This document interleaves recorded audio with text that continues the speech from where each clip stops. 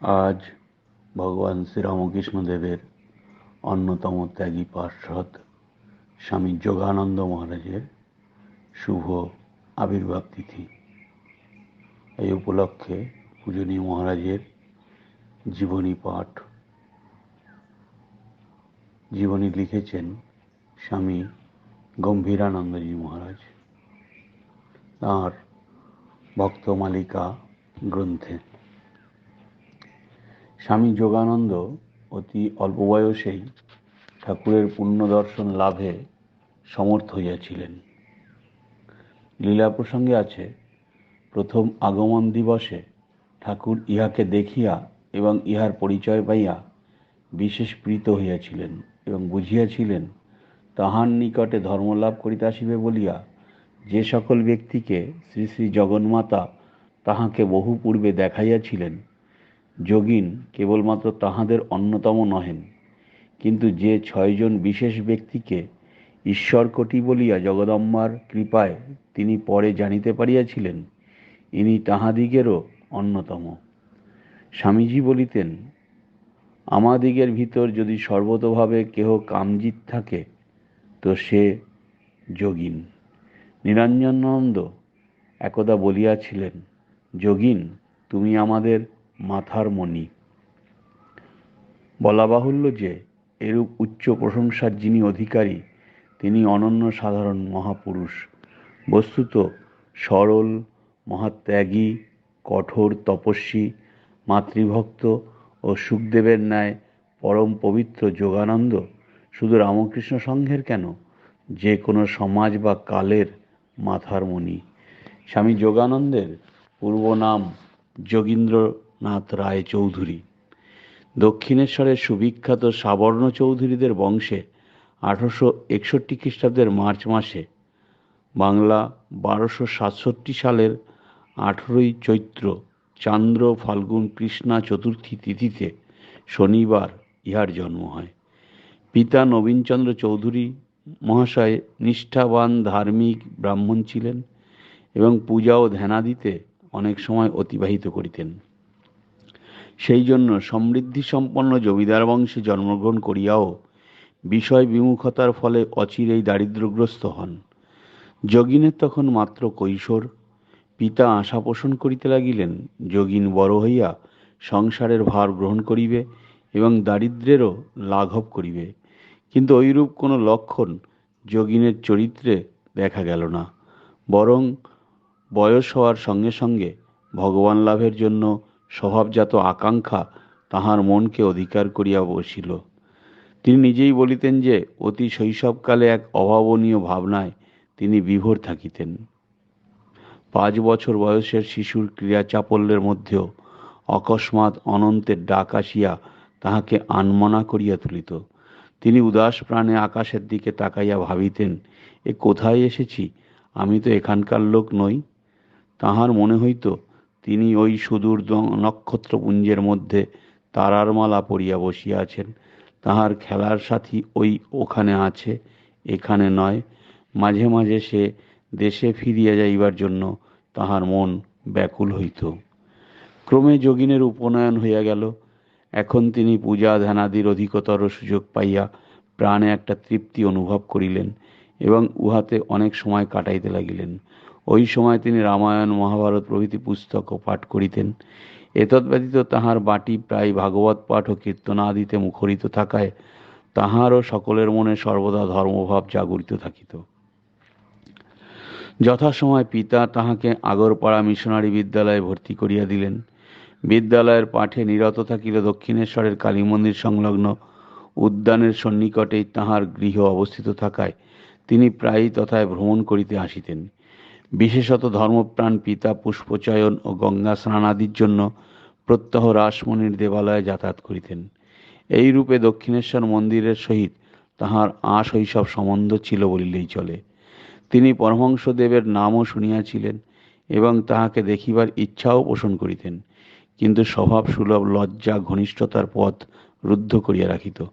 বিশেষত আলাপীদের মধ্যে তিনি তখন পর্যন্ত পরমহংসদেব সম্বন্ধে তেমন উচ্চ ধারণার আভাস পান নাই।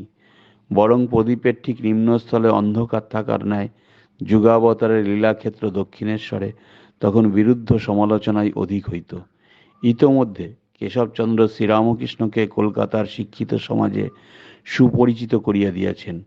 কেশবচন্দ্রের প্রবন্ধাদি পড়িয়া যোগীন শ্রীরামকৃষ্ণের দর্শনে উৎসুক হইলেন, কিন্তু পরিচয় করাইয়া দিবে কে?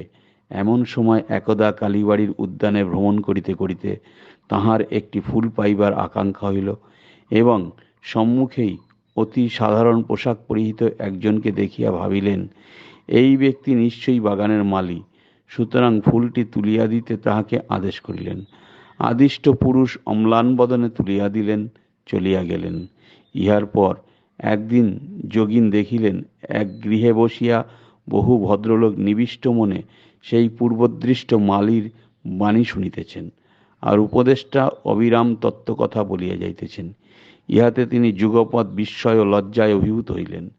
তাহার বুঝিতে বাকি রহিল না যে দক্ষিণেশ্বরের লোকেরা যাহাকে পাগলা বামুন বলে এবং কেশবচন্দ্র যাহাকে পরমহংস শ্রীরামকৃষ্ণ বলিয়া প্রচার করেন, ইনি তিনি। মনে শতই প্রশ্ন উঠিল, পাগলা যদি হন তবে এত লোক কেন? ঔৎসুক্য জাগরিত হওয়ায় কি প্রসঙ্গ হইতেছে জানিবার জন্য তিনি আরও অগ্রসর হইয়া দ্বারের পার্শ্বে স্থান গ্রহণ করিলেন। যোগীন মৌন বিস্ময়ে কাষ্ঠবৎ বাহিরে দণ্ডায়মান। এমন সময় ঠাকুর একজনকে আদেশ করিলেন, বাইরে যারা আছে তাদের ভেতরে নিয়ে এসো। বাহিরে যোগীন ব্যতীত আর কেহ ছিল না। আহুত হইয়া তিনি ভিতরে আসিয়া বসিলেন। প্রসঙ্গান্তে দুরাগত ভক্তেরা চলিয়া গেলে শ্রীরামকৃষ্ণ যোগীনের নিকট আসিলেন এবং সস্নেহে তাহার পরিচয় জিজ্ঞাসা করিলেন। পরিচয় পাইয়া তিনি আনন্দের সহিত বলিলেন, তবে তো তুমি আমাদের চেনা ঘর গো। তোমাদের বাড়িতে আমি তখন কত যেতুম, ভাগবত পুরাণ প্রভৃতি শুনতাম। তোমাদের বাড়ির কর্তাদের ভেতর কেউ কেউ আমাকে বড় যত্ন করতেন। তারপর অবশিষ্ট সকলের নিকট যোগীনের পরিচয় প্রদান সূত্রে বলিলেন, এরা দক্ষিণেশ্বরের সাবর্ণ চৌধুরী। এদের প্রতাপে সেকালে বাঘে গরুতে একসঙ্গে জল খেত। এরা লোকে জাত দিতে নিতে পারতেন। ভক্তিমানও সব খুব ছিলেন। বাড়িতে কত ভাগবত পুরাণাদি হতো। জানাশোনা হলো, বেশ হলো।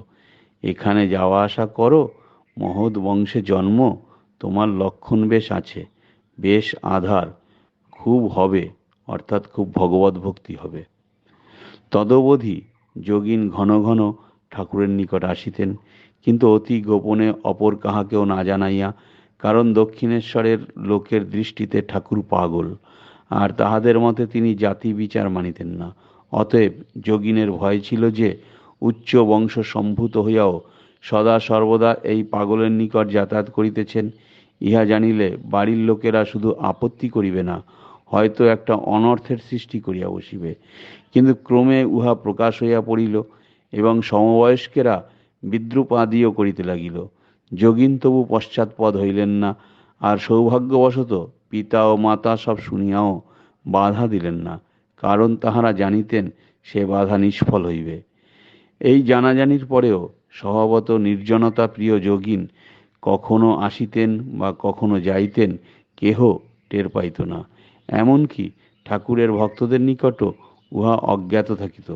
ক্রমে ঠাকুরের সঙ্গগুণে তাহার মনে বৈরাগ্যের সঞ্চার হইল। তিনি প্রবেশিকা পরীক্ষার পরে আর পড়াশোনা করিতে চাহিলেন না। কি করিয়াই বা পড়াশোনায় মন বসিবে? ঠাকুর তাহাকে যে ভাবের ভাবুক করিয়াছেন, তাহার সহিত সাংসারিক শিক্ষার সামঞ্জস্য করা দুষ্কর। তিনি ঠাকুরের নিকট শুনিয়াছিলেন যে কাম কাঞ্চন ত্যাগ ব্যতীত ঈশ্বর লাভের আশা দুরাশা মাত্র।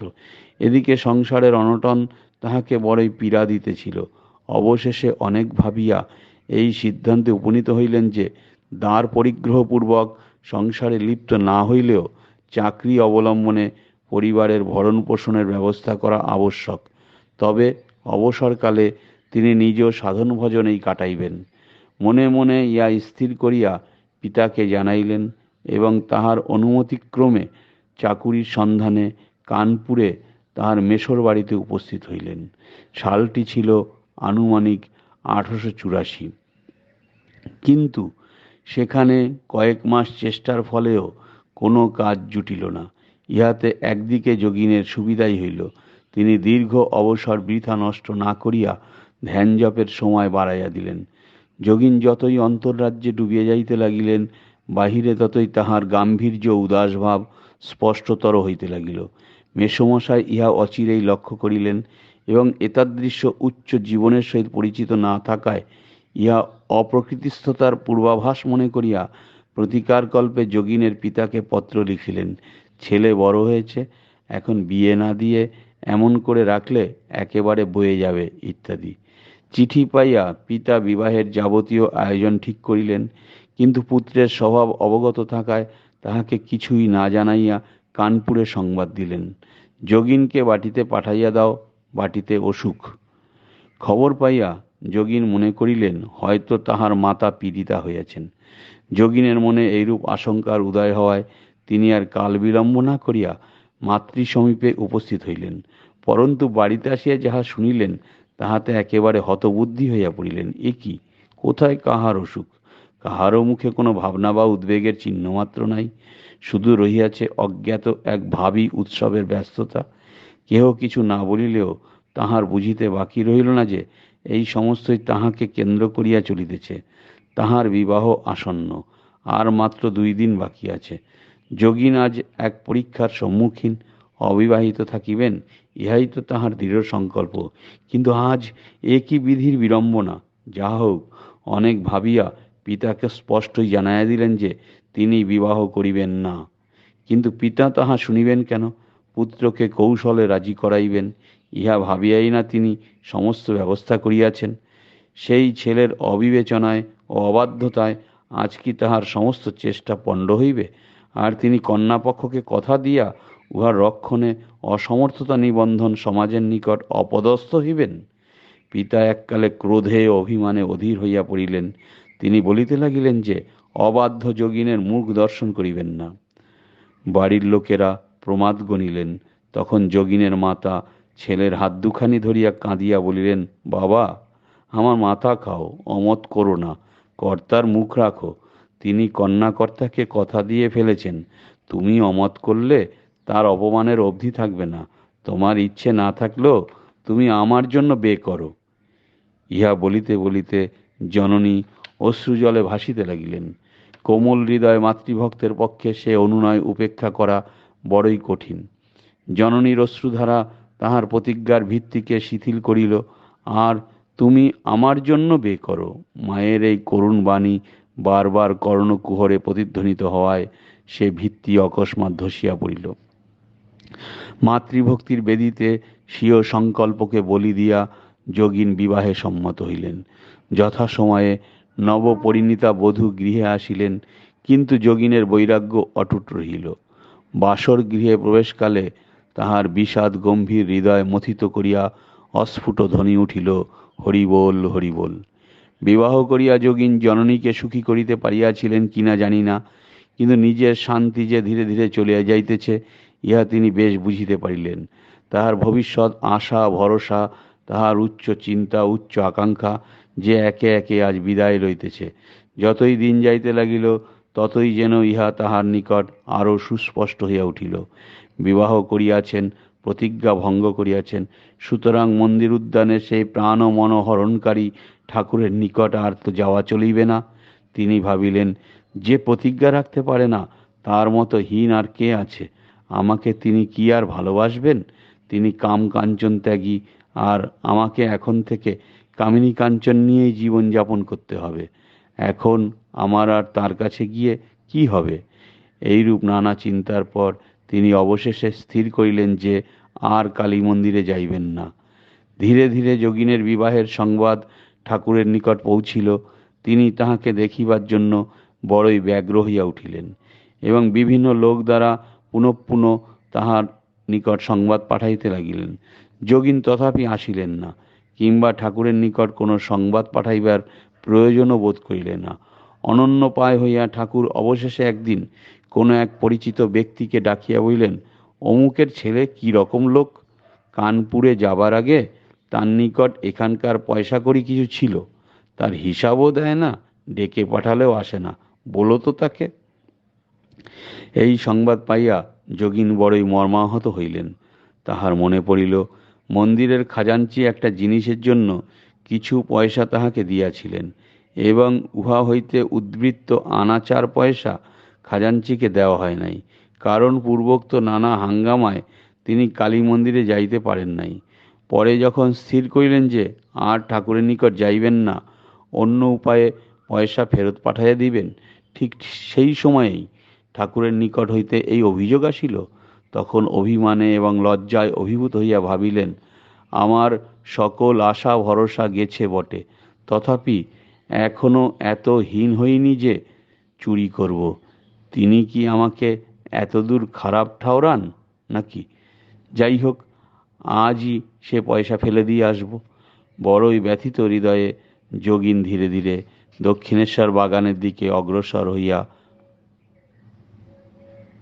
ঠাকুরের ঘরে আসিয়া দেখিলেন তিনি ছোট চৌকির উপর বিবস্ত্র হইয়া বসিয়া আছেন। তাহাকে দেখিয়াই ছোট ছেলের মতো কাপড়খানি বগলে ফেলিয়া কাছে আসিলেন। বহুদিন বাঞ্ছিত নিধিকে আজ একেবারে সম্মুখে পাইয়া ভাবময় পুরুষের ভাবাবেগ উথলিয়া উঠিল। কি যেন এক অদ্ভুত শক্তি আজ তাহার সমস্ত দেহ মনকে চকিত করিয়া তুলিল। হাত ধরিয়াই বলিলেন, বে করেছিস তা কি হয়েছে? এই যে আমি বে করেছি। বে করেছিস তা ভয় কি? নিজের বুকে হাত দিয়া, এখানকার কৃপা থাকলে একটা কি লাখটা বেতেও তোর কিছু করতে পারবে না। তোর যদি সংসারে থাকতে ইচ্ছে হয় তো তোর স্ত্রীকে একদিন এখানে নিয়ে আসিস, তাকে এমন করে দেব যে সে তোর ধর্মপথে সহায় ছাড়া কখনো বিঘ্ন হবে না। আর যদি সংসার করতে না ইচ্ছে হয় তো বলিস, তোর মায়া মমতা সব খেয়ে ফেলব। ঠাকুরের কথা শুনিয়া যোগিন একেবারে বিমুগ্ধ। বে করেছিস তা কি হয়েছে? এ কি নূতন কথা, যাহা শুনিলেন স্বপ্ন না সত্য। এখানকার কৃপা থাকলে একটা কি লাখটা বেতেও তোর কিছু করতে পারবে না। দক্ষিণেশ্বরের পাগলা বামুন এই বুক ভরা আশার বাণী শুনাইয়া তাহার মনের গুরুভার অপসারিত করিলেন এবং চিরদিনের মতো তাহাকে আপনার করিয়া লইলেন। 4 গণ্ডা পয়সা ফেরত দিবার জন্যই না তিনি সেদিন মন্দিরে আসিয়াছিলেন? মন দিতে তো আসেন নাই। কিন্তু বারবার পয়সার উল্লেখ করাতেও ঠাকুর সে বিষয়ে দৃষ্টিপাত করিলেন না। শুধু বললেন, ওই ভাঙা টিনের বাক্সে রেখে দে। অতঃপর ঠাকুরের উদ্দেশ্য বুঝিতে তাহার বাকি রহিল না। শান্ত মনে তিনি সেদিন গৃহে ফিরিলেন এবং তদবধি কালী মন্দিরে পুনর্বার যাতায়াত অধিকাংশ সময় ঠাকুরেরই কাছে যাপন করিতে লাগিলেন। যোগিনের আত্মীয় স্বজন এমনকি মা পর্যন্ত এই পুনর্মিলনকে পূর্বের ন্যায় সহজভাবে গ্রহণ করিতে পারিলেন না, কারণ ইতোমধ্যে বিবাহের বন্ধনে পড়িয়া যোগিন এক গুরুদায়িত্ব মানিয়া লইয়াছেন। তাহা স্বেচ্ছাকৃতই হোক বা পরেচ্ছাকৃতই হোক, পুত্রকে সংসারে উদাসীন দেখিয়া জননী একদিন বলিয়াই ফিরলেন, যদি উপার্জনে মন না দিবি তবে বিয়ে করলি কেন? উত্তরে যোগিন বলিলেন, আমি তো ওই সময় তোমাদিগকে বারবার বলেছিলুম বিয়ে করব না। তোমার কান্না সহ্য করতে না পেরেই তো শেষে ওই কাজে রাজি হলুম। ইহাতে ক্রুদ্ধা হইয়া মা বলিলেন, ওটা আবার একটা কথার কথা? ভেতরে ইচ্ছা না হলে তুই আমার জন্য বে করেছিস, এ কি সম্ভব? মাতার ওই কথা শুনিয়া যোগিন মহারাজ যেন আকাশ হইতে পড়িলেন।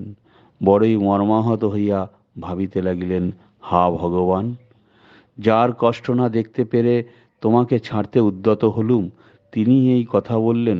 দূর হোক, এ সংসারে মন ও মুখ মিল থাকা একমাত্র ঠাকুর ভিন্ন আর কারো নেই। কথায় আছে, যার জন্য করি চুরি সেই বলে চোর। তাহার সরল প্রাণে বড়ই আঘাত লাগিল। ইহার পর তাহার বৈরাগ্য তীব্রতর হওয়ায় তিনি ঠাকুরের নিকট মাঝে মাঝে রাত্রিতেও বাস করিতে লাগিলেন। ঠাকুর স্বীয় সন্তানদিগকে তাহাদের নিজস্ব ভাব অনুযায়ী গড়িয়া তুলিতেন, কাহারও ভাব নষ্ট করিতেন না। যোগিন প্রথম প্রথম আহারাদি সম্বন্ধে এত নিষ্ঠাবান ছিলেন যে কাহারও বাটিতে জলগ্রহণ পর্যন্ত করিতেন না। ঠাকুর ইহা সবিশেষ জানিতেন। একদিন তিনি যোগিনের সঙ্গে নানা জায়গায় ঘুরিয়া অবশেষে সন্ধ্যার সময় বাগবাজারে শ্রীযুক্ত বলরাম বসুর বাড়িতে উপস্থিত হইলেন। যোগিনের সমস্ত দিন খাওয়া হয় নাই, মাত্র জলযোগ করিয়াই বাহির হইয়াছিলেন। ঠাকুরও তাহার আচার নিষ্ঠার কথা স্মরণ করিয়া কোথাও আহারাদির বিষয় উত্থাপন করেন নাই। সেই জন্য বলরামবাবুর বাড়িতে আসিয়াই তাহাদিওকে বললেন, ওগো, এর আজ খাওয়া হয়নি, একে কিছু খেতে দাও। বলরামবাবু ঠাকুরের কথায় যোগিনকে সাদরে জলযোগ করাইলেন। বলরামের প্রদত্ত দ্রব্যাদিকে ঠাকুর পবিত্র মনে করিতেন বলিয়া যোগিনের মনেও বলরামের গৃহ ও স্বয়ং বলরামের প্রতি শ্রদ্ধা জাগিয়াছিল। তাই সেদিন নির্বিবাদে আহার করিতে পারিলেন। এই প্রকার সহানুভূতি সম্পন্ন গুরুর প্রত্যক্ষ ও পরোক্ষ শিক্ষার অধীনে যোগিনের জীবন গঠিত হইতে লাগিল। একদিন তিনি ঠাকুরের সত্যনিষ্ঠার পরিচয় পাইয়া উহা সর্বতোভাবে গ্রহণ করিলেন। দক্ষিণেশ্বরে ঠাকুরের পা ফুলিতে থাকিলে কবিরাজ শ্রীযুক্ত মহেন্দ্রলাল পাল বিধান দিলেন যে লেবু খাইতে হইবে। যোগিন উহা শুনিয়া প্রত্যহ 2টি টাটকা লেবু আনিয়া ঠাকুরকে দিতে লাগিলেন, কিন্তু একদিন ঠাকুর উহার রস খাইতে পারিলেন না। ইহাতে যোগিন আশ্চর্য হইয়া গেলেন এবং অনুসন্ধানের ফলে অবগত হইলেন যে বাগান হইতে তিনি লেবু আনিতেন, উহা সেই দিন হইতে অপরকে জমা দেওয়া হইয়াছে। মালিকের অজ্ঞাতসারে আনিত লেবু সাধুভোজনে লাগিল না। সদ্বংশে জাত ধার্মিক পরিবারে শিক্ষিত যোগিন সংসার সম্বন্ধে বড়ই অনভিজ্ঞ ছিলেন। সেই শ্রেণীর লোককে সংসারের স্বার্থপর ব্যক্তিরা সহজেই প্রতারণা করে। ঠাকুরের কিন্তু শিক্ষা ছিল, ভক্ত হবি তো বোকা হবি কেন। যোগিনকেও একদিন ওই শিক্ষাদানের প্রয়োজন ঘটিয়াছিল। সেদিন যোগিন একখানা কড়া কিনিতে বাজারে গেলেন এবং দোকানি শুধু ধর্মভয় দেখাইলেই উত্তম দ্রব্য পাওয়া যায় এইরূপ বিশ্বাস থাকায় তাহার কথায় আস্থা স্থাপনপূর্বক নিজে পরীক্ষা না করিয়াই লইয়া আসিলেন। বাড়িতে আসিয়া কিন্তু দেখেন কড়াখানা ফাটা। ঠাকুর ইহা জানিয়া ভর্ৎসনাপূর্বক বললেন, ভক্ত হতে হবে বলে কি বোকা হতে হবে? দোকানি কি দোকান ফেদে ধর্ম করতে বসেছে যে তুই তার কথায় বিশ্বাস করে কড়াখানা একবার না দেখেই নিয়ে চলে এলি? আর কখনো ওরূপ করিস না। কোনো দ্রব্য কিনতে হলে 5 দোকান ঘুরে তার উচিত মূল্য জানবি। দ্রব্যটি নেবার কালে বিশেষ করে পরীক্ষা করবি। আর যেসব দ্রব্যের ফাউ পাওয়া যায় তার ফাউটি পর্যন্ত গ্রহণ না করে চলে আসবি না। যোগিন ভাবুক ও শান্ত প্রকৃতির লোক ছিলেন। তাহার জানা ছিল না যে ভাবপ্রবণ বহু সাধক মিথ্যা সাত্ত্বিকতার মোহে আপন মনের দুর্বলতাকে প্রশ্রয় দিয়া জীবনে অযথা কষ্ট ডাকিয়ে আনেন এবং অপরেরও কষ্টের কারণ হন। শুধু তাহাই নহে, অনেক ক্ষেত্রে এই বিষয়ে শিক্ষকের সাবধানবাণী না শুনিয়া প্রতিকারের উপায়ও বন্ধ করিয়া ফেলেন। ঠাকুর সময় বুঝিয়া যোগিনকে এই বিষয়েও সাবধান করিয়া দিয়াছিলেন। ঠাকুরের বস্ত্রাদি যে বাক্সে থাকিত উহার মধ্যে আরশোলা বাসা করিয়াছিল। তিনি দেখিতে পাইয়া যোগিনকে বলিলেন, আরশোলাটাকে বাহিরে নিয়ে গিয়ে মেরে ফেল। যোগিন আরশোলাটাকে ধরিয়া বাহিরে লইয়া যাইলেন বটে, কিন্তু না মারিয়া ছাড়িয়া দিয়া আসিলেন। ঠাকুর এই বিষয়ে আর কিছু জিজ্ঞাসা করিবেন ইহা তিনি মোটেই ভাবেন নাই। কিন্তু ফিরিয়া আসিতেই ঠাকুর প্রশ্ন করিলেন, কি রে, আরশোলাটাকে মেরে ফেলেছিস তো? যোগিন লজ্জিত হইয়া বললেন, না মশায়, ছেড়ে দিয়েছি। ঠাকুর তখন তিরস্কার করিয়া বলিলেন, আমি তোকে মেরে ফেলতে বললুম, তুই কিনা সেটাকে ছেড়ে দিলি। যেমনটি করতে বলবো ঠিক তেমনটি করবি, নতুবা ভবিষ্যতে গুরুতর বিষয় সকলেও নিজের মতে চলে পশ্চাত্তাপ উপস্থিত হবে। কাশীপুরের উদ্যানে ঠাকুর একদিন পালো দেওয়া ক্ষীর যেমন কলকাতায় নিমন্ত্রণ বাটিতে খাইতে পাওয়া যায়, খাইতে ইচ্ছা প্রকাশ করিলেন। ডাক্তারদের উহাতে অমত ছিল না। অতএব যোগীন্দ্র পরের দিন ভোরে ঐরূপ ক্ষীর কিনিয়া আনিতে কলকাতায় চলিলেন। পথে যাইতে যাইতে মনে চিন্তার উদয় হইল, বাজারের ক্ষীরে পালো ছাড়া আর কত কি ভেজাল মিশানো থাকে। ঠাকুরের খেলে অসুখ বাড়বে না তো? আবার ভাবিলেন, ঠাকুরকে তো জিজ্ঞাসা করিনি, তাই কোনো ভক্তের দ্বারা ক্ষীর তৈরি করিয়ে নিয়ে গেলে তিনি তো বিরক্ত হবেন না। 7-5 ভাবিতে ভাবিতে বলরাম ভবনে উপস্থিত হইয়া সমস্ত বলিলে ভক্তরাও বাজারের ক্ষীরে আপত্তি জানাইয়া গৃহে উত্তম দ্রব্য প্রস্তুত করিয়া দিতে চাহিলেন। কিন্তু সকালে ক্ষীর প্রস্তুত করা সম্ভব হইবে না, তাই যোগীন্দ্রকে একবেলা সেখানে থাকিয়া আহারাদির পরে অপরাহ্নে লইয়া যাইতে বলিলেন। যোগিনও এই প্রস্তাবে সম্মত হইয়া বেলা প্রায় 4টার সময় ক্ষীর লইয়া কাশীপুরে উপস্থিত হইলেন। এদিকে ঠাকুর মধ্যাহ্নেই ক্ষীর খাইবার আশায় অনেকক্ষণ অপেক্ষা করিয়া শেষে যাহা নিত্য খাইতেন তাহাই খাইলেন। পরে যোগিন উপস্থিত হইলে তাহার নিকট সব শুনিয়া বললেন, তোকে বাজার থেকে কিনে আনতে বলা হলো, বাজারের ক্ষীর খাবার ইচ্ছা, তুই কেন ভক্তদের বাড়ি গিয়ে তাদের কষ্ট দিয়ে এরূপ ক্ষীর নিয়ে এলি? তারপর ও ক্ষীর ঘন গুরুপাক, ও কি খাওয়া চলবে? ও আমি খাবো না। বাস্তবিকই তিনি তাহা স্পর্শ করিলেন না। শ্রী শ্রী মাকে আদেশ দিলেন সমস্ত ক্ষীর যেন গোপালের মাকে খাওয়ানো হয়, এবং বললেন, ভক্তের দেওয়া জিনিস, ওর ভেতর গোপাল আছে, ও খেলেই আমার খাওয়া হবে। আর একদিন কলকাতা হইতে দক্ষিণেশ্বরে ঠাকুরের নিকটে আসিবার জন্য যোগিন অপরাপর যাত্রীদের সহিত নৌকায় উঠিয়াছেন। আরোহীদের মধ্যে একজন ওই কথা জানিতে পারিয়া বলিতে লাগিলেন, ওই এক ঢং আর কি, ভালো খাচ্ছেন, গদিতে শুচ্ছেন, আর ধর্মের ভান করে যত সব স্কুলের ছেলেদের মাথা খাচ্ছেন ইত্যাদি। ওই কথা শুনিয়া তিনি বড় দুঃখিত হইলেন, পরন্তু তাহার স্বভাব বড় শান্ত, সেই জন্য কোনো কথার প্রতিবাদ না করিয়া চুপ করিয়া রহিলেন। তিনি ভাবিলেন, ঠাকুরকে না বুঝিয়া দুনিয়ার কত অজ্ঞ ব্যক্তি কত কি মনে করে, তাহাতে ঠাকুরের মতো মহান ব্যক্তির কিছুই আসিয়া যায় না। কালী মন্দিরে পৌঁছিয়া কথার ছলে তিনি ঠাকুরের নিকট সমস্ত ঘটনা বিবৃত করিলেন। তিনি ভাবিয়াছিলেন ঠাকুর ওইসব কথায় কিছুই মনে করিবেন না, কিন্তু ফল অন্যরূপ হইল। তিনি বলিয়া বসিলেন, আমায় অযথা নিন্দা করল, আর তুই কিনা তা চুপ করে শুনে এলি। শাস্ত্রে কি আছে জানিস? গুরু নিন্দাকারীর মাথা কেটে ফেলবে, অথবা সে স্থান পরিত্যাগ করবে। তুই মিথ্যা রটনার একটাও প্রতিবাদ করলি না। ইহা ভাবিলে কিন্তু ভুল হইবে যে ঠাকুর সত্য সত্যই যোগিনকে অপরের সহিত এই সব বিষয়ে লইয়া বিবাদ করিতে প্ররোচিত করিয়াছিলেন। তিনি মাত্র তাহার মনের একটি দুর্বলতার দিকে বিশেষ দৃষ্টি আকর্ষণ করিয়াছিলেন। অপর একটি অনুরূপ ক্ষেত্রে ঠাকুরের আচরণ দেখিলেই ইহা স্পষ্ট প্রতীত হইবে। দক্ষিণেশ্বরের জনৈকা কুখ্যাতা রমণী কালী মন্দিরের ঘাটে স্নানান্তে ফিরিবার পথে ঠাকুরকে দূর হইতে প্রণাম করিত এবং কখনো বা দুই একটি কথাও বলিত। ইহা লইয়া গ্রামে আলোচনা হইতে লাগিল। দুষ্ট লোকের মুখে দুষ্ট ইঙ্গিত পাইয়া যোগিন প্রতিবাদ জানাইয়া দৃঢ়স্বরে বলিলেন, ঠাকুর নির্মল চরিত্র, খোঁজ নিলেই পারো।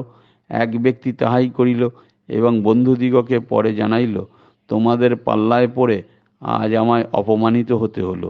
সে বলে, আমি দেহ বিকিয়েছি, কিন্তু এতই হীন নই যে দেবচরিত্রে দোষ দেব। তোমাদের কোনো অধিকার নেই যে আমার দেবতাকে অপমান করো ইত্যাদি। যোগিনের নিকট সমস্ত বিবরণটি শুনিয়া ঠাকুর তাহাকে বলিলেন, কত বাজে লোক কত কিছু বলে, তুই ওসব কথায় কান দিস কেন? বিশেষ ক্ষেত্রে তুল্যরূপ ঘটনায় বিচিত্র ও বিরুদ্ধ বিধান। স্বীয় জীবনতরীর হাল ঠাকুরের হাতে তুলিয়া দিলেও যোগিন একদিনেই তাহার উপর বিশ্বাস সম্পূর্ণ স্থাপন করিতে পারেন নাই। সরল প্রকৃতির যুবক হইলেও তাহার মন যুগপ্রভাবে সন্দেহমুক্ত ছিল না। ইহার ফলে তিনি ঠাকুরকেও প্রতি ক্ষেত্রে যাচাই করিয়া লইতেন। তবে তাহার আস্তিক মনে প্রতি পরীক্ষার পরে দৃঢ়তর প্রত্যয় জন্মিত। নাস্তিকদের ন্যায় উহা ক্রমেই নিবিড় অন্ধকারে পথ হারাইয়া ফেলিত না। কয়েকটি দৃষ্টান্ত দিলে মন্দ হইবে না। দক্ষিণেশ্বরের মন্দিরের নিয়মানুযায়ী প্রত্যহ পূজার প্রসাদের কিয়দংশ ঠাকুরের নিকট আসিত। একদা ফলহারিণী কালী পূজার পরদিন প্রায় বেলা 8টা-9টার সময় ঠাকুর দেখিলেন যে তাহার ঘরে যে প্রসাদী ফলমূলাদি পাঠাইবার বন্দোবস্ত আছে তাহা তখনও পৌঁছায় নাই।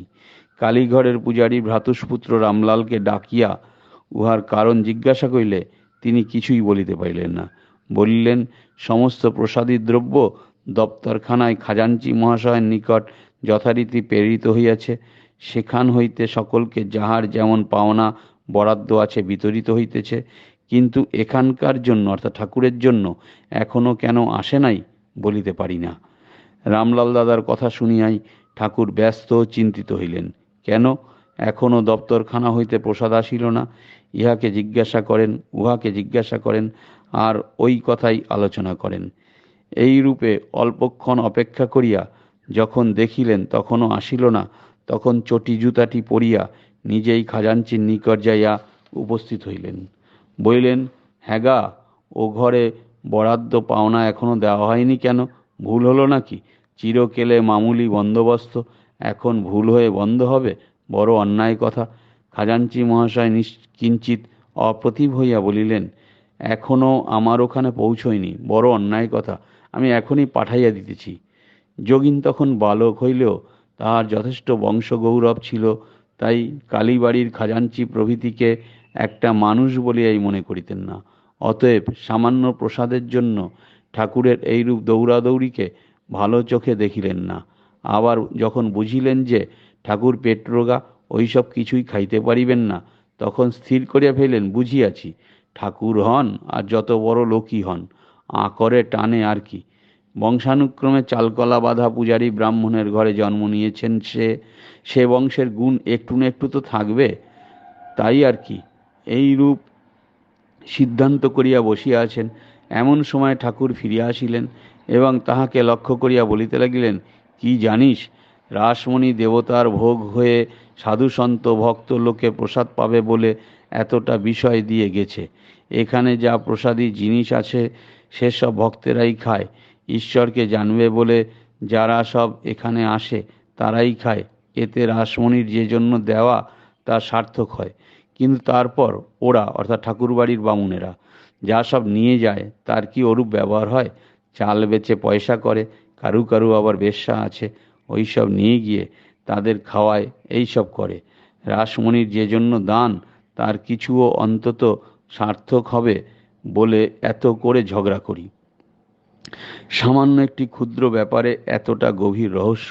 মুগ্ধ হইয়া যোগেন মহারাজ ভাবিলেন, ঠাকুরকে বুঝা দায়। আরেক দিনের ঘটনা। দক্ষিণেশ্বরে ঠাকুরের উপদেশের কার্যকারিতা সম্বন্ধে যোগিনের মনে দারুণ অবিশ্বাস উপস্থিত হইলে ঠাকুরের কৃপায় উহা দূরীভূত হইয়াছিল। ঘটনাটি লীলা প্রসঙ্গের ভাষায় এইরূপ। স্বামী যোগানন্দ যাহার মতো ইন্দ্রিয়জিৎ পুরুষ বিরল দেখিয়াছি। দক্ষিণেশ্বরে ঠাকুরকে একদিন ওই কামজয় বিষয়ে প্রশ্ন করেন। তাহার বয়স তখন অল্প, বোধ হয় 14-15 হইবে, এবং অল্পদিনই ঠাকুরের নিকট গতায়াত করিতেছেন। সে সময় নারায়ণ নামে এক হঠযোগীও দক্ষিণেশ্বরে পঞ্চবটীতলে কুটিরে থাকিয়া নেতি ধৌতি ইত্যাদি ক্রিয়া দেখাইয়া কাহাকেও কাহাকেও কৌতূহলাকৃষ্ট করিতেছেন। যোগেন স্বামীজি বলিতেন যে তিনিও তাহাদের মধ্যে একজন ছিলেন এবং ওই সকল ক্রিয়া দেখিয়া ভাবিয়াছিলেন, ওই সকল না করিলে বোধহয় কাম যায় না এবং ভগবৎ দর্শন হয় না। কিন্তু তিনি ওই রকমভাবে প্রাণায়াম ইত্যাদি শিখবেন তার কাছে ভেবে আছেন। যোগেন স্বামীজি বলিতেন, ঠাকুর আমার প্রশ্নের উত্তরে বললেন যে খুব হরিনাম করবি, তাহলেই যাবে। কথাটা আমার একটুও মনের মতো হলো না। মনে মনে ভাবলুম, উনি কোনো ক্রিয়াটিয়া জানেন না কি না, তাই একটা যাতা বলে দিলেন, হরিনাম করলে আবার কাম যায়, তাহলে এত লোক তো করছে, যাচ্ছে না কেন? তারপর একদিন কালীবাড়ির বাগানে এসে ঠাকুরের কাছে আগে না গিয়ে পঞ্চবটীতে হঠযোগীর কাছে দাঁড়িয়ে তার কথা মুগ্ধ হয়ে শুনছি। এমন সময় দেখি ঠাকুর স্বয়ং সেখানে এসে উপস্থিত। আমাকে দেখেই ডেকে হাত ধরে নিজের ঘরের দিকে নিয়ে গেলেন এবং বললেন, তুই ওখানে গিয়েছিলি কেন? ওখানে যাসনি। ওসব শিখলে ও করলে শরীরের ওপরই মন পড়ে থাকবে, ভগবানের দিকে যাবে না। আমি কিন্তু ঠাকুরের কথা শুনে ভাবলুম, পাছে আমি ঠাকুরের কাছে আর না আসি, তাই এই সব বলছেন। আমার বরাবরই আপনাকে বড় বুদ্ধিমান বলে ধারণা, কাজেই বুদ্ধির দৌড়ে ওইরূপ ভাবলুম আর কি। তারপর ভাবলাম, উনি যা বলছেন তা করেই দেখি না কেন, কি হয়। এই বলে এক মনে খুব হরিনাম করতে লাগলুম। আর বাস্তবিকই অল্প দিনেই ঠাকুর যেমন বলেছিলেন প্রত্যক্ষ ফল পেতে লাগলুম। যোগিনের সন্দেহ ঠাকুরের উপদেশ বা লোকব্যবহারে মাত্র সীমাবদ্ধ না থাকিয়া একদা চরিত্রের ক্ষেত্রেও ছায়াপাত করিয়াছিল। তিনি সেদিন ঠাকুরের অনুমতিক্রমে কালীবাড়িতে রাত্রি যাপন করিতেছিলেন। নানাবিধ ঈশ্বরীয় আলাপ আলোচনা দিতে রাত্রি প্রায় 10টা বাজিয়া গেলে আহার সমাপনান্তে উভয়ে একই ঘরে শয়ন করিলেন। অকস্মাৎ মধ্যরাত্রে যোগিনের ঘুম ভাঙিয়া গেলে উঠিয়া দেখেন ঠাকুর ঘরে নাই, দরজা খোলা। ঠাকুর হয়তো বাহিরে পায়চারি করিতেছেন। এই ভাবিয়া যোগিন তাহার সন্ধানে বাহিরে গেলেন। একে গভীর রাত্রি, তাহাতে নির্জন, সুস্নিগ্ধ চন্দ্রালোকে চারিদিক উদ্ভাসিত। যোগিন তথাপি ঠাকুরকে কোথাও দেখিতে পাইলেন না। তাহার মনে সন্দেহ উপস্থিত হইল, তবে কি তিনি পত্নীর নিকট শয়ন করিতে গিয়াছেন? তাহলে মন মুখ এক করিয়া তিনিও কি কাজ করেন না? এই বিষয়ে তিনি পরে বলিয়াছিলেন, ওই চিন্তার উদয় মাত্র সন্দেহ, ভয় প্রভৃতি নানা ভাবের যুগপৎ সমাবেশে এককালে অভিভূত হইয়া পড়লুম। পরে স্থির করলুম নিতান্ত কঠোর এবং রুচিবিরুদ্ধ হলেও যা সত্য তা জানতে হবে। অনন্তর নিকটবর্তী এক স্থানে দাঁড়িয়ে নহবতের দ্বারদেশ লক্ষ্য করতে থাকলুম। কিছুকাল ওরূপ করতে না করতে পঞ্চবটির দিক থেকে চটি জুতার চটচট শব্দ শুনতে পেলুম এবং অবিলম্বে ঠাকুর এসে সম্মুখে দাঁড়ালেন। আমাকে দেখে বললেন, কি রে, তুই এখানে দাঁড়িয়ে আছিস যে? তাঁর উপরে মিথ্যা সন্দেহ করেছি বলে লজ্জা ও ভয়ে জড়সড় হয়ে অধোবদনে দাঁড়িয়ে রইলুম। ওই কথার কোনো উত্তর দিতে পারলুম না। ঠাকুর আমার মুখ দেখেই সকল কথা বুঝতে পারলেন এবং অপরাধ গ্রহণ না করে আশ্বাস দিয়ে বললেন, বেশ বেশ, সাধুকে দিনে দেখবি, রাত্রে দেখবি, তবে বিশ্বাস করবি। ঠাকুর পরীক্ষায় উত্তীর্ণ হইলেন। আবার যোগিনের মন হইতেও সেদিন ওই সময় আর এক অলৌকিক চিত্র দর্শনের ফলে চিরকালের মতো এই সন্দেহের যবনিকা অপসারিত হইয়া তাহার স্থানে প্রকটিত হইল অটুট শ্রদ্ধা ও ততোধিক ভালোবাসা। ঠাকুর যখন পঞ্চবটির দিক হইতে আসিতেছিলেন, তখন যোগিনের দৃষ্টি নহবতের উপর দিকে সহসা আকৃষ্ট হইলে তিনি দেখিলেন চন্দ্রালোকে মা সমাধিস্থা। আর তাহার এই অনুভূতি হইল যে মা সাধারণ মানবী নহেন। সম্ভবত সেই দিন হইতেই যোগিন প্রকৃত মাতৃভক্ত হইয়াছিলেন এবং ভক্তির প্রেরণায় ঠাকুরের দেহত্যাগের পরে স্বীয় জীবন প্রধানত মাতৃসেবায় নিয়োগ করিয়াছিলেন। দক্ষিণেশ্বরের পরে আমরা যোগিনের আবার দর্শন পাই কাশীপুরে। গুরুগত প্রাণ যোগিন তখন নিজের দেহের কথা ভুলিয়া ঠাকুরের সেবায় রত আছেন, কিন্তু শরীরের একটা নিজস্ব ধর্ম আছে, কাজেই তিনি শীঘ্রই অসুস্থ হইয়া পড়িলেন। এই কথা শুনিয়া ঠাকুর অত্যন্ত দুঃখিত হইয়া বলিলেন, সেবার ত্রুটি হবে বলে তোমরা নিজের শরীরের যত্ন নিচ্ছ না। তোমাদের শরীর ভেঙে গেলে আমার যত্ন করবে কে? তোমরা বাপু অসময়ে খাওয়া দাওয়া করো না। কাশীপুরে ঠাকুরের স্মৃতির সহিত যোগিন আর একভাবে জড়িত হইয়া আছেন। মহাসমাধির 8-9 দিন পূর্বে একদিন হঠাৎ ঠাকুর যোগিনকে পঞ্জিকা আনিয়া 25শে শ্রাবণ হইতে প্রতিদিনের তিথি নক্ষত্র প্রভৃতি পড়িয়া শুনাইতে আদেশ করিলেন। তদনুসারে শ্রাবণ সংক্রান্তি পর্যন্ত সব দিনের বিশেষ বিবরণ পঠিত হইল। 31শে শ্রাবণের তিথি নক্ষত্র প্রভৃতি শুনিয়াই ঠাকুর ইঙ্গিতে পঞ্জিকা রাখিয়া দিতে বলিলেন। ওই দিন শুভ পূর্ণিমা তিথিতে রাত্রি 1:06 সময় ঠাকুর মহাসমাধিতে দেহ রক্ষা করিলেন। ইংরেজি 16ই আগস্ট 1886। শ্রী শ্রী ঠাকুরের লীলা সংবরণের পক্ষকাল পরেই শ্রী শ্রী মা বৃন্দাবন যাত্রা করিলেন 15ই ভাদ্র। সঙ্গে যাইলেন যোগিন, লাটু, কালী, গোলাপ মা, লক্ষ্মী দেবী ও নিকুঞ্জ দেবী। ইহারা পথে বৈদ্যনাথ, কাশীধাম, অযোধ্যা দর্শন করিয়া বৃন্দাবনে কালাবাবুর কুঞ্জে উপস্থিত হইলেন। পথে ট্রেনে যোগিনের ভীষণ জ্বর হয়। যতক্ষণ হুঁশ ছিল ততক্ষণ তিনি কেবল ভাবিতেছিলেন কি করে এদের বৃন্দাবনে নামাবো। এই সময় তিনি দেখিলেন যে ঠাকুর স্থির হইয়া বসিয়া আছেন এবং নিকটেই বিকটাকৃতি জরাসুর। সে বলিতেছে, তোকে দেখে নিতুম, তা পারলুম না তোর গুরু পরমহংসদেবের জন্য। তোকে এখনই ছেড়ে দিতে হচ্ছে। যাক, এই বেটিকে, লাল কাপড় পরা এক স্ত্রীমূর্তিকে দেখাইয়া, এই বেটিকে রসগোল্লা দিস। ভোরেই জ্বর সারিয়া গেল। পরে জয়পুরে দেবাদি দর্শনকালে কোনো এক মন্দিরে পূর্ববর্ণিত মূর্তি দেখিয়া তিনি সব কথা শ্রীযুক্ত যোগিনমাকে জানাইলেন। সৌভাগ্যক্রমে নিকটেই রসগোল্লার দোকান ছিল। দেবীকে ভোগ দেওয়া হইল। ওই দেবী হয়তো শীতলা, হয়তো ঠাকুরের কৃপায় সে যাত্রা যোগিন বসন্ত রোগ হইতে রক্ষা পাইয়াছিলেন। বৃন্দাবনে যোগিন মহারাজকে এক বিশেষ ইষ্টমন্ত্রে দীক্ষা দিবার জন্য মা ঠাকুরের নিকট আদেশ পাইলেন।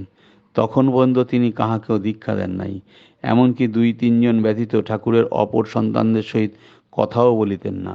তাই প্রথমে ওই আদেশকে মনের খেয়াল ভাবিয়া তিনি চুপ করিয়া রহিলেন, কিন্তু পরপর 3 দিন ওইভাবে আদেশ পাইলেন।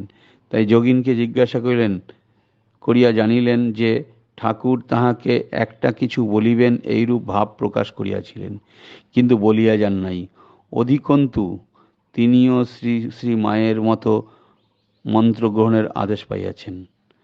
তখন মা একদিন পূজাকালে ভাবাবেশে তাহাকে আহ্বানপূর্বক দীক্ষা দিয়া ঠাকুরের আদেশ পালন করিলেন। বৃন্দাবনে নিকুঞ্জ দেবী 1 মাস থাকিয়া ম্যালেরিয়া আক্রান্ত হন ও কালী মহারাজের সহিত কলকাতায় ফিরিয়া আসেন। এরপর শ্রী শ্রী মা 1 বৎসর বৃন্দাবনে বাস করেন, সঙ্গে যোগিন মহারাজ ছিলেন। এরপরে আমরা দেখি তিনি বৃন্দাবন পরিক্রমা করেন এবং একবার সকলকে হরিদ্বার দেখিয়ে আনেন। এরপরে জয়পুর, পুষ্কর, প্রয়াগ হইয়া কলকাতায় উপস্থিত হন। কলকাতায় এক পক্ষকাল থেকে যোগিন মহারাজ ও গোলাপ মার সঙ্গে মা কামারপুকুরে যান।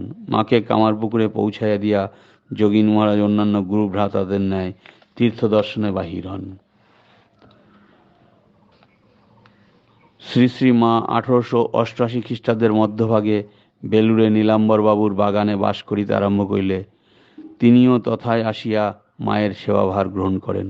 ওই সময় বর্ণনগর মঠ হইতে সাধুরা মধ্যে মধ্যে আসিয়া তাহাকে সাহায্য করিতেন। 1295 বঙ্গাব্দের অগ্রহায়ণ মাসে শ্রী শ্রী মা স্বামী ব্রহ্মানন্দ, যোগানন্দ, শারদানন্দ, যোগিনমার জননী গোলাপ মা ও লক্ষ্মী দেবীর সহিত যোগিন মহারাজ পুরীধামে গমন করেন। তখনও রেললাইন প্রস্তুত হয় নাই, সুতরাং সকলে কটকপন্ত স্টিমারে গিয়া তথা হইতে গোযানে পুরীধামে উপস্থিত হন। শ্রী শ্রী মা যোগানন্দ প্রভৃতিকে লইয়া পৌষ মাস পর্যন্ত অর্থাৎ 1888 নভেম্বর হইতে 1889 জানুয়ারি নীলাচলে ছিলেন। অতঃপর তাহারা কলকাতায় বলরাম মন্দির আগমন করেন এবং 3-4 সপ্তাহ পরে আটপুর হইয়া কামারপুকুর যাত্রা করেন। আটপুর পর্যন্ত স্বামী বিবেকানন্দ, যোগানন্দ, প্রেমানন্দ, শারদানন্দ, অদ্ভুতানন্দ, অভেদানন্দ, মাস্টার মহাশয়, বৈকুণ্ঠনাথ সান্যাল প্রভৃতি অনেকেই ছিলেন। ইহাদের অধিকাংশই আটপুর হইতে ফিরিয়া আসেন, কিন্তু যোগানন্দ, অভেদানন্দ প্রভৃতি শ্রী শ্রী মায়ের সহিত তারকেশ্বর হইয়া কামারপুকুর যান। শ্রী শ্রী মা সেবারে প্রায় 1 বৎসর কামারপুকুরে ছিলেন। ইত্যবসরে যোগানন্দ পুনর্বার তীর্থদর্শনে নির্গত হন। তিনি বৈদ্যনাথ, গয়াধাম, প্রয়াগ, চিত্রকূট, ওঙ্কারনাথাদি দর্শন করে প্রয়াগে আসিয়া বসন্ত রোগে আক্রান্ত হন। এরপরে সুস্থ হইয়া তিনি 1890 খ্রিস্টাব্দের প্রারম্ভেই কলকাতায় ফিরিয়া আসেন। এরপরে আমরা দেখি 1890 খ্রিস্টাব্দের গোড়ার দিকে মা কলকাতায় প্রত্যাবর্তন করিয়া বেলুড়ে রাজু গোমস্তার ভাড়া বাড়িতে বাস করেন। পরে কম্বুলিয়া টোলায় মাস্টার মহাশয়ের বাটিতে আসেন। এই সময় তিনি বেলুড়ে ঘুষুরিতেও একটা ভাড়া বাড়িতে ছিলেন। যোগানন্দজি এখানে তাহার সেবায় নিযুক্ত ছিলেন।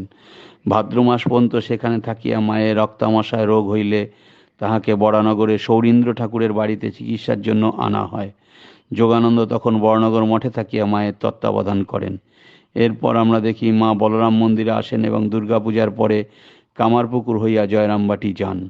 পর বৎসর অর্থাৎ 1893 খ্রিস্টাব্দে আষাঢ় মাসে বেলুড়ে ফিরিয়া নীলাম্বরবাবুর বাড়িতে দোতলায় বাস করিতে থাকেন। সঙ্গে থাকিতেন গোলাপ মা, যোগিন মা এবং বাহিরে নিচের বৈঠকখানায় তত্ত্বাবধানে নিযুক্ত থাকিতেন স্বামী যোগানন্দ ও স্বামী ত্রিগুণাতীতানন্দ। ওই বৎসরের শেষ ভাগে মাঘ কিংবা ফাল্গুন মাসে মা যখন কৈলোয়ারে বায়ু পরিবর্তনে যান তখন যোগানন্দ সঙ্গে গিয়েছিলেন।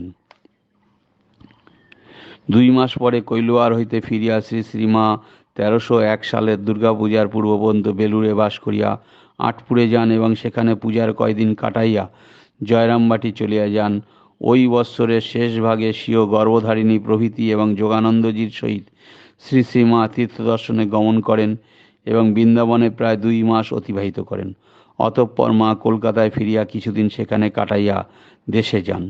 1303 সালের প্রথম ভাগে কলকাতায় প্রত্যাবর্তন করিয়া তিনি বাগবাজারে গুদামওয়ালা বাড়িতে 5-6 মাস বাস করেন। ওই বাড়িতে সেবক যোগানন্দও থাকিতেন। 1304 বঙ্গাব্দের শেষ ভাগে কিংবা 1305 বঙ্গাব্দের প্রথম ভাগে মা বোসপাড়া লেনের 10-2 নম্বর ভাড়া বাড়িতে আসিলে যোগানন্দজিও তাহার অনুসরণ করেন। মাতৃগত প্রাণ যোগানন্দকে কেহ সামান্য কিছু পয়সা দিলেও তিনি তাহা তুলিয়া রাখিতেন, যাহাতে মা কখনো তীর্থাদিতে গেলে ইচ্ছামতো ব্যয় করিতে পারেন। এইরূপে 2-4 আনা করিয়া তিনি মায়ের জন্য 600 টাকা সঞ্চয় করিয়াছিলেন। জগদ্ধাত্রী পুজো উপলক্ষে শ্রী শ্রী মা প্রতি বৎসর বাসনাদি মাজিবার জন্য জয়রামবাটি যাইতেন।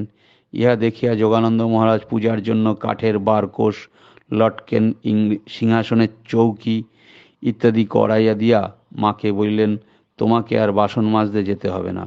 পূজার ব্যয় নির্বাহের জন্য তিনি 300 টাকা সংগ্রহ করিয়া 3 বিঘা জমিও কিনিয়া দিয়াছিলেন। যোগীন মহারাজ যে এতখানি মন প্রাণ ঢালিয়া মায়ের সেবা করিতে পারিতেন, ইহা শুধু তিনি মাকে দীক্ষাগুরু রূপে পাইয়াছিলেন বলিয়াই নয়, দীক্ষার পূর্বেও এই সেবা বিবিধ রূপে আত্মপ্রকাশে উন্মুখ থাকিত। যোগীন মহারাজ শ্রী শ্রী মাকে জগজ্জননী রূপে পাইয়াছিলেন আর জানিয়াছিলেন যে তিনি তাহার শ্রীচরণে আপনাকে সম্পূর্ণ ঢালিয়া দিয়া নিশ্চিন্ত থাকিবেন। শরৎ মহারাজ একবার তাহাকে বলিলেন, যোগীন, নরেনের সব কথা তো বুঝতে পারি না, কত রকম কথা বলে, যখন যেটাকে ধরবে তখন সেটাকে এমন বড় করবে যে অপরগুলো একেবারে ছোট হয়ে যায়। যোগানন্দ বলিলেন, শরৎ, তোকে একটা কথা বলে দিচ্ছি, তুই মাকে ধর, তিনি যা বলবেন তাই ঠিক। এখানেই ক্ষান্ত না হইয়া তিনি তাহাকে মায়ের নিকট লইয়া গেলেন। এই রূপেই শরৎ মহারাজ ক্রমে মায়ের সেবাধিকার পর্যন্ত পাইয়া ও সেই সুযোগে মাতৃসেবার পরাকাষ্ঠা দেখাইয়া রামকৃষ্ণ সঙ্গে চিরস্মরণীয় হইয়াছিলেন।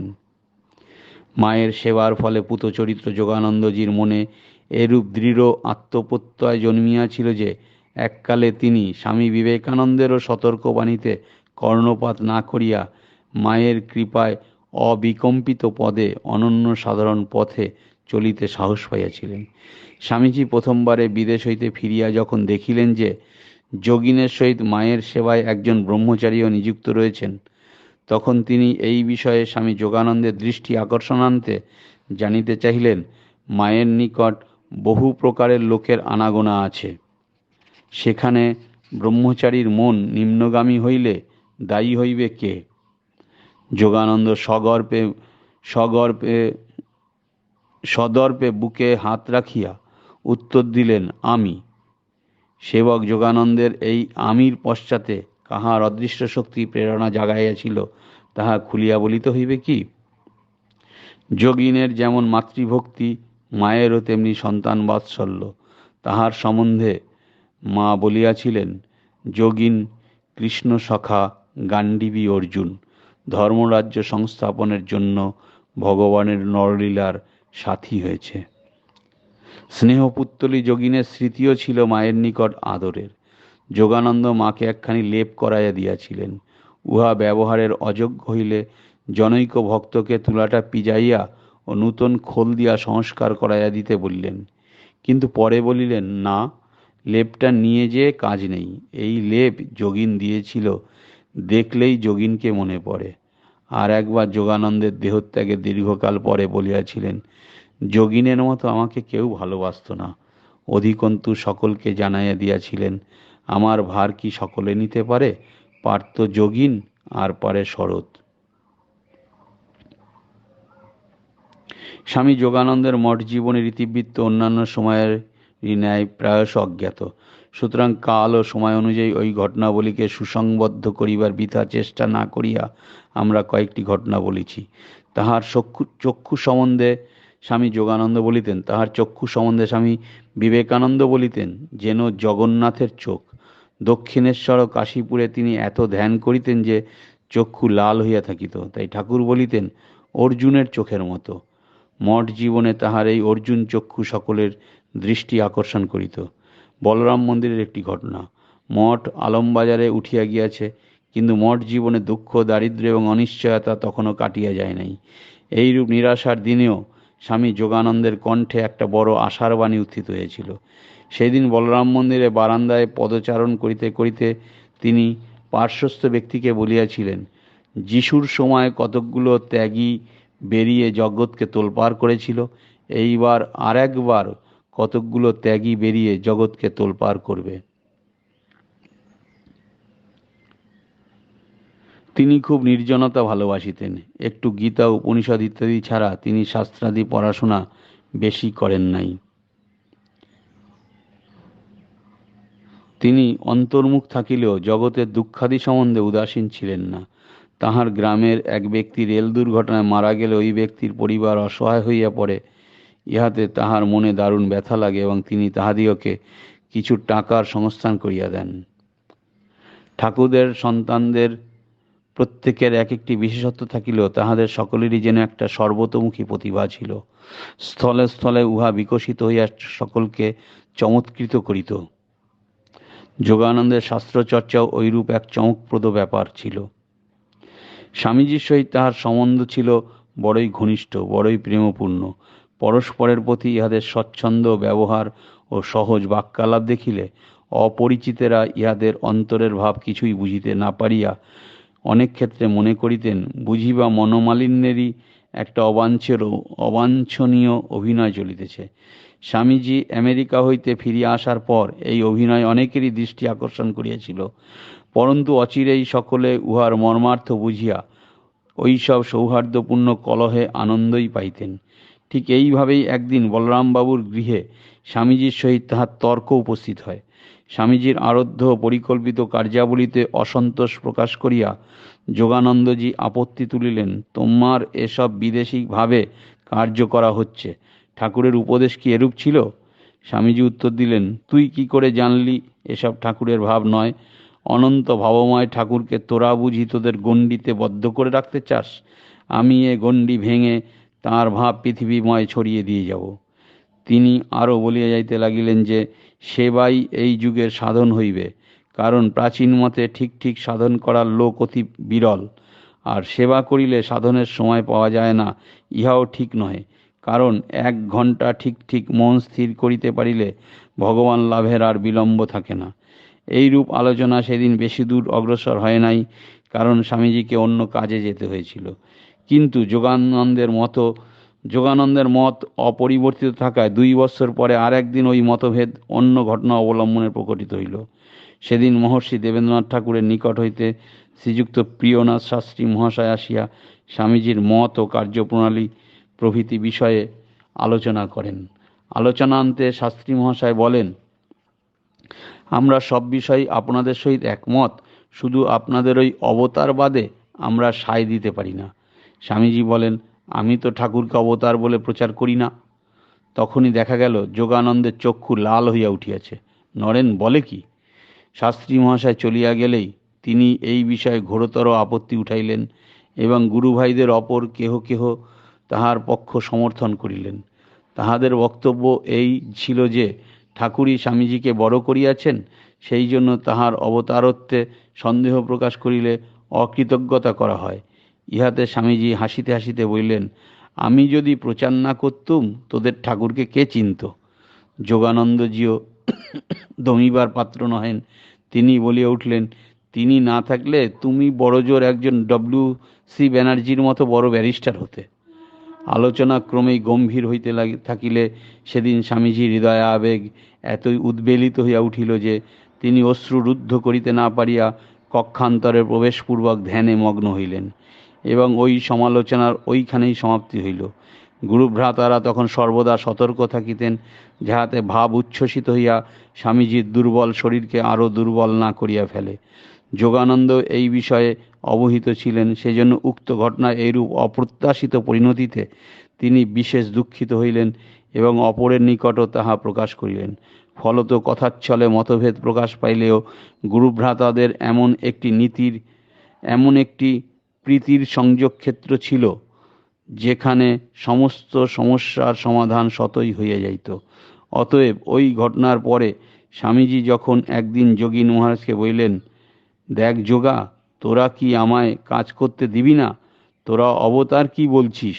অবতার তো ছোট কথা, ঠাকুর যে বেদ মূর্তি, আমি তাঁরই আদেশে কাজে নেমেছি। যোগানন্দ তখনই বলিয়া উঠিলেন, আমরা তো চিরদিনই তোমার কথা মানি, তবু কি জানো মাঝে মাঝে কেমন খটকা লাগে, ঠাকুরকে অন্যরূপ দেখেছি কি না। এইটুকু বললেই কিন্তু উভয়ের মনোগত ভাব কিংবা পরস্পরের সৌহার্দ্যের প্রকৃত পরিচয় দেওয়া হয় না। স্বামী যোগানন্দ সত্যই বিবেকানন্দ প্রচারিত সেবার বিরোধী ছিলেন না। বিরোধী হইলে রামকৃষ্ণ মিশনের প্রতিষ্ঠাকালে উহার প্রথম উপসভাপতি হইবেন কেন, এবং মিশনের বহু অধিবেশনে সভাপতিত্ব করিয়া স্বামীজির প্রারব্ধ কার্যের সহায়তা করিবেন কেন? আর ঠাকুরের প্রতি স্বামীজির প্রগাঢ় বিশ্বাস ভক্তি সম্বন্ধেও তাহার মনে প্রকৃত কোনো সন্দেহ ছিল না। তাই পূর্বোক্ত প্রথম দিনের তর্কের পরেই তিনি উপস্থিত একজনকে বলিয়াছিলেন, আহা, নরেনের বিশ্বাসের কথা শুনলি? বলে কিনা ঠাকুরের কৃপা কটাক্ষে লাখ বিবেকানন্দ তৈরি হতে পারে। কি গুরুভক্তি! আমাদের উহার শতাংশের একাংশ ভক্তি যদি হতো, ধন্য হতুম। তিনি আরও বলিয়াছিলেন, নরেন নরঋষির অবতার। নরেনের মধ্যে ঋষির বেদজ্ঞান, শঙ্করের ত্যাগ, বুদ্ধের হৃদয়, সুখদেবের মায়ারাহিত্য ও ব্রহ্মজ্ঞানের পূর্ণ বিকাশ একসঙ্গে রয়েছে। স্বামীজি জানিতেন এইসব ঘটনা নিতান্তই বাহিরের ব্যাপার, তাহাদের চিন্তাধারার বহিঃপ্রকাশ বিভিন্ন হইলেও ঠাকুর স্বীয় কার্য সাধনের জন্য তাহাদিগকে যে প্রীতিসূত্রে গ্রথিত করিয়াছেন, ইহাতে উহার ব্যাঘাত হইতে পারে না। কার্যত দেখিতে পাই যে যোগানন্দকে রামকৃষ্ণ মিশনের উপসভাপতি করিয়াই তিনি ক্ষান্ত হন নাই। তিনি বহু ক্ষেত্রে তাহার বিচার বুদ্ধিতে সম্পূর্ণ নির্ভর করিতেন। বেলুর মঠের জন্য নির্বাচিত ভূমিখণ্ড ক্রয় করিবার পূর্বে স্বামীজি যোগানন্দকেই পাকাপাকিভাবে উহা দেখিবার জন্য পাঠান। তাহার সঙ্গে আরও জন কয়েক ভক্ত নৌকাযোগে সেখানে যান। জমি দেখিয়া সকলেই খুব তুষ্ট হন এবং নানা কথা বলিতে থাকেন। জনৈক ভক্ত বলেন, 2টি পুকুর আছে, এতে যে পদ্ম জন্মাবে তাতে ঠাকুরের পূজা হবে। যোগানন্দ কোনো কথায় যোগ না দিয়া ঘুরিয়া জমি দেখিতে থাকেন। তখন তাহার মুখে একটা সন্তোষ ও দিব্যভাবে স্ফূর্তি হয়েছিল এবং ভূমি সম্বন্ধে জিজ্ঞাসিত হইয়া তিনি বলিয়াছিলেন, সুন্দর জমি। মঠে ফিরিয়া তিনি স্বামীজিকে বললেন, ফলাও জমি সুন্দর, তুমি একবার দেখে এসো। কিন্তু স্বামীজি তাহারই কথায় বিশ্বাস করিয়া আর উহা দেখিতে যান নাই। 1897 খ্রিস্টাব্দে স্বামীজি আমেরিকা হইতে ফিরিয়া আসিলে যোগানন্দজি অগ্রণী হইয়া তাহার অভ্যর্থনার ব্যবস্থা করেন। ইহারও পূর্বে স্বামীজি আমেরিকায় থাকাকালে কলকাতাবাসীরা টাউন হলে যখন তাহার সাফল্যের জন্য অভিনন্দন জ্ঞাপন করেন, তখনও স্বামী অভেদানন্দের সহিত মিলিত হইয়া তিনি সমস্ত আয়োজন করেন। ইহার ভালোবাসার আরও পরিচয় পাওয়া যায়। যোগানন্দের স্বাস্থ্য ভালো ছিল না, তাই আমেরিকা হইতে স্বামীজি প্রায়ই তাহার সংবাদ লইতেন এবং অসুখের জন্য দুঃখ উদ্বেগ প্রকাশ করিতেন। ভারতে ফিরিয়া স্বামীজি যখন 1897 মে মাসে আলমোড়ায় যান, তখন যোগানন্দকেও সঙ্গে লইয়া যান এবং 20 মে স্বামী ব্রহ্মানন্দকে লিখিয়া পাঠান, যোগেন আছে ভালো। কিন্তু মাস 2 সেখানে থাকিয়াই যোগানন্দ 9 জুলাই নিচে নামিলেন। আলমোড়া তাহার সহ্য হইল না। স্বামীজি দুঃখ করিয়া লিখিলেন, যোগেন ভায়ার জন্য বিশেষ চেষ্টা করিলাম, কিন্তু ভায়া একটু আরাম বোধ করিয়াই দেশে যাত্রা করিল। কলকাতায় ফিরিয়া তিনি শীঘ্রই আবার অসুস্থ হইয়া পড়িলেন। পীড়া ক্রমেই গুরুতর হইতেছে সংবাদ পাইয়া স্বামীজি পত্রে নির্দেশ দিলেন, যোগেনের চিকিৎসার যেন কোনো ত্রুটি না হয়, আসল ভেঙেও টাকা খরচ করবে। ভগ্ন স্বাস্থ্য লইয়াই যোগেন জীবনের শেষ কয়েকটি বৎসর কাটাইলেন। পেট রোগা লোক, ঝোল ভাত খাইতেন, শারীরিক পরিশ্রমের ক্ষমতা তাহার কিছুই ছিল না। কিন্তু এই সকল সত্ত্বেও ঠাকুরের কাজে তাহার অদম্য উৎসাহ উদ্যম ছিল। 1895 খ্রিস্টাব্দে তাহারই প্রেরণায় ও উদ্যোগে দক্ষিণেশ্বরে বেশ ঘটা করিয়া ঠাকুরের জন্মোৎসব হয় এবং 1897 খ্রিস্টাব্দ পর্যন্ত প্রতি বৎসর সেখানে উৎসব করেন। তিনি তখন প্রায় বলরাম মন্দিরে থাকিতেন এবং উত্তর কলকাতার বহু লোকের সহিত ঘনিষ্ঠভাবে মিশিতেন। তাহার আকর্ষণে আহিরি টোলার অনেক স্বেচ্ছাসেবক উৎসবে যোগ দিয়া উহার সমস্ত কার্য সুসম্পন্ন করিতেন। 1898 খ্রিস্টাব্দে দক্ষিণেশ্বর মন্দিরের কর্তৃপক্ষের সহিত কোনো বিষয়ে মতভেদ হওয়ায় ওই বৎসর সেখানে উৎসব করা সম্ভব হইল না। কিন্তু যোগানন্দ ইহাতে পশ্চাৎপদ না হইয়া বেলুড়ে দাঁদের ঠাকুর বাড়িতে বিরাট উৎসব করাইলেন। শরীর অসুস্থ থাকায় তিনি উৎসবে যোগ দিতে পারেন নাই। ইহাই তাহার শেষ উৎসব, কারণ পরবর্তী উৎসবের পূর্বেই তিনি 1306 সালের অর্থাৎ 1899 খ্রিস্টাব্দের অগ্রহায়ণ মাসে শ্রী শ্রী মায়ের 20-2 নম্বর বোসপাড়া লেনের বাড়িতে শেষ রোগশয্যা গ্রহণ করেন। শেষ অসুখের সময় পালাক্রমে অনেকে তাহার সেবা করিতেন। যখন তাহার দাঁত দিয়া রক্ত পড়িত ও তাহাতে মুখ ভরিয়া উঠিত, তখন উহা ফেলিবার জন্য মুখের কাছে কোনো পাত্র তুলিয়া ধরিতে হইত। মুখ বন্ধ থাকায় তিনি কথা বলিতে পারিতেন না, ইঙ্গিত মাত্র করিতেন। উহা বুঝিয়া লইয়া সেবক অগ্রসর না হইতে পারিলে এইরূপ ক্ষেত্রে রোগীর বিরক্ত হওয়া স্বাভাবিক। জনৈক যুবক ভক্ত একদিন সেবাকালে ঐরূপ ইঙ্গিত বুঝিতে না পারায় যোগীন মহারাজ তাহাকে ধমক দেন, কিন্তু পরক্ষণেই তিনি সব ভুলিয়া গিয়া যুবকটিকে বলেন, আমায় মাপ করো। বিরক্ত সকলেই হয়, কিন্তু কেবল মহাপুরুষই বিরক্তিকে অতিক্রম করিয়া দেবভাব প্রকাশ করিতে পারেন। শেষ অসুখের সময় পিতামাতা তাহার শয্যাপার্শ্বে আসিলে দেখা গেল যে তিনি তখন সমস্ত মায়িক সম্বন্ধের অতীত। তিনি তাহাদিগকে বলিলেন, আমি আশীর্বাদ করি তোমাদের ভক্তি লাভ হোক। ভগবানে বদ্ধচিত্ত যোগানন্দের তখন জাগতিক সম্বন্ধ অবলম্বনে লৌকিকতা প্রদর্শনের অবকাশ নাই। যোগীন মহাজের অবস্থা ক্রমেই খারাপের দিকে যাইতেছে দেখিয়া স্বামীজির মনে যে কি বিষাদ উপস্থিত হইয়াছিল তাহা ভাষায় বর্ণনা করা যায় না। তিনি তাহাকে বলিয়াছিলেন, যোগীন, তুই বেঁচে ওঠ, আমি মরি। কিন্তু হায়, দৈব বড়ই নিষ্ঠুর। সে কাহারও সুখ দুঃখ বা ইচ্ছা অনিচ্ছার প্রতি দৃষ্টি না ফিরাইয়া আপন মনে সকার্য সাধন করিয়া চলে। যোগানন্দেরও আরোগ্যের কোনো লক্ষণ দেখা গেল না। সে বৎসর ঠাকুরের উৎসবে যোগ দেওয়া যোগানন্দের সম্ভব হইল না। তখন বেলুড় মঠ স্থাপিত হইয়া গিয়াছে, সে মঠেও বাস করা তাহার হইল না। স্বামীজি তাহাকে একদিন নৌকা করিয়া আনিয়া বেলুড় মঠ দেখাইয়া লইয়া গেলেন। অসুখের যখন খুব বাড়াবাড়ি, তখন শ্রী শ্রী মাতা ঠাকুরানী স্বামী যোগানন্দের স্ত্রীকে তাহার নিকট লইয়া আসেন। যোগানন্দজির ইহাতে খুব আপত্তি ছিল এবং তিনি জানাইয়াছিলেন যে তাহার মৃত্যু যখন আসন্ন, তখন এই শেষ মুহূর্তে আবার স্ত্রীর সেবা গ্রহণ করা কেন? শ্রীমা পত্নীকে নিকটে আনিয়া যোগানন্দজিকে কহিয়াছিলেন, তুমি একে দু একটি কথা বলো, একটু উপদেশ দাও। বৈরাগ্যের প্রতিমূর্তি যোগীন উত্তর দিয়াছিলেন, আমি ওসব পারব না, আপনি সেসব বুঝুন।